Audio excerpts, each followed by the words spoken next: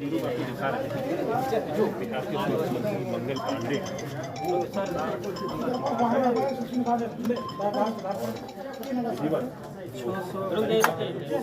उससे वो गुजर रहे हैं।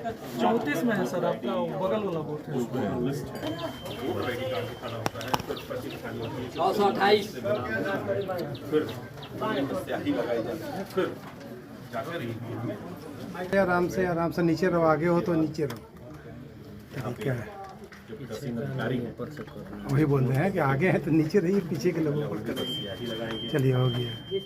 आज के चुनाव के पहले भारतीय जनता पार्टी 300 से आगे बढ़ चुकी थी और एनडीए 300 के आगे आंकड़ा को पार कर चुका था।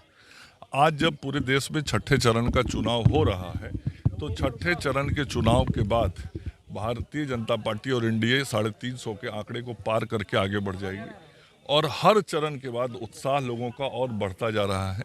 खास करके जो हमारी माँ बहनें महिलाएं हैं उनका आशीर्वाद बहुत विशेष तौर पे नरेंद्र मोदी जी को, नीतीश कुमार जी को, संपूर्ण एनडीए नेतृत्व को मिल रहा है और यह सब जो आशीर्वाद मिल रहा है वह देश के निर्माण के लिए है, देश को आत्मनिर्भर बनाने के लिए है और देश की जनता की जो इच्छाएं अभी भी पूर्ण नहीं हुई हैं उन इच्छाओं को पूर्ण करने के लिए।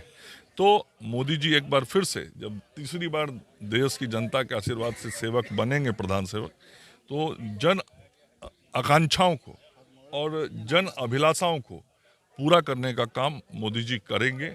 उन्होंने वचन भी दिया है और यही मोदी जी की गारंटी भी है। सर, आखिरी सवाल कि आप पश्चिम बंगाल के प्रभारी हैं और लगातार वहां से चुनाव में हिंसा की खबरें आ रही हैं, इसमें केंद्र सरकार इसको किस रूप में देखती है या भाजपा इसको किस रूप में देख रही है? नहीं, संपूर्ण देश देख रहा है। देखिए, आज पूरे देश से किसी भी राज्य में इस प्रकार के हिंसा की खबरें नहीं आती हैं। कोई भी राज्य, पहले बिहार और उत्तर प्रदेश में इस तरह की बातें आज से 20 साल पहले होती थी। अब एक लौता राज्य पूरे देश में, मतलब नॉर्थ ईस्ट में भी अब नहीं है, एकमात्र राज्य बंगाल रह गया है जहां पे चुनाव के दरमियान हिंसा होती है। राजनीतिक कार्यकर्ताओं को हिंसा के बल पर आवाज़ दबाने की कोशिश होती है, प्रतिरोध होता है, विरोध होता है और जो वहां का पुलिस तंत्र है वो सत्ताधारी दल का लाठी तंत्र बन के काम करता है और बंगाल की जनता के अंदर गुस्सा है इस बात का और वह गुस्सा वोट के रूप में बदलते जा रहा है हर चुनाव में। और इस बार के लोकसभा चुनाव में वह गुस्सा और बड़े व्यापक रूप में सामने आ रहा है और हर चरण के बाद आप देख रहे होंगे कि ममता दीदी का गुस्सा बढ़ता जा रहा है।